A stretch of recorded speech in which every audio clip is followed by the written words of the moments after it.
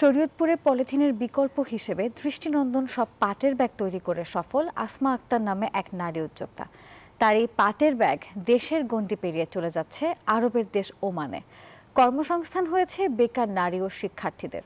এই উদ্যোক্তা জানিয়েছেন, স্থান ও আর্থিক সংকটে উৎপাদন কিছুটা বাধাগ্রস্ত হচ্ছে, আর এজন্য সরকারি পৃষ্ঠপোষকতার দাবি তার, আর সহায়তা দিয়ে পাশে থাকার আশ্বাস উপজেলা প্রশাসনের। শরীয়তপুর থেকে বিধান মজুমদার অনির পাঠানো তথ্য ছবি নিয়ে ডেস্ক রিপোর্টে বিস্তারিত। কেউ মেশিনে ব্যাগ সেলাই করছেন, কেউ আবার সেগুলোকে ঠিকঠাক করছেন। চলছে পাট দিয়ে ব্যাগ তৈরির কাজ।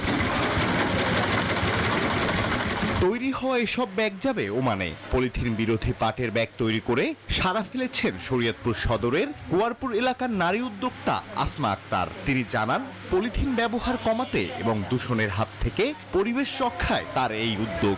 সরকারিভাবে স্থান ও সুদমুক্ত ঋণের দাবি তার। আমার ক্যাপাসিটির কারণে আমি অনেক কাজ দিতে পারতেছি না। আমার বড় পরিসরে একটা জায়গা দরকার এবং কিছু পাওয়ার মেশিন প্রয়োজন।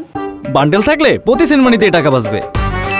বিকাশ সেনমানি বান্ডিল কিনে জিতুন প্রতি লেনদেনে। এখানে কর্মসংস্থান সৃষ্টি হয়েছে অনেক নারীর। পড়ালেখার ফাঁকে এখানে কাজ করছেন শিক্ষার্থীরাও। দিনে 20-25টা ব্যাগ নিতে পারি, আর এই কাজ করে আমার খুব ভালো লাগে। কাজ করে সংসারে কাজে লাগাই, একটা কিছু করি। আমার তৈরি করা ব্যাগ দেশের বাইরে ওমান চলে যাচ্ছে, আমার জন্য খুবই আনন্দের বিষয়। পরিবেশ বান্ধব এমন উদ্যোগকে সাধুবাদ জানিয়েছে পরিবেশ অধিদপ্তরের কর্মকর্তারা, আর সব ধরনের সহায়তার আশ্বাস উপজেলা প্রশাসনের। এটিকে আমরা সাধুবাদ জানাই, কেননা পলিথিনের বিকল্প হিসেবে যে পাটজাত পণ্যটি সেটি টেকসই এবং বারবার ব্যবহারযোগ্য।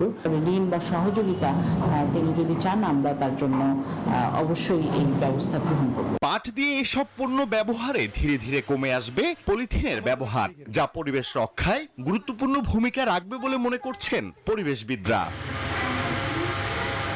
Desk report, news 24।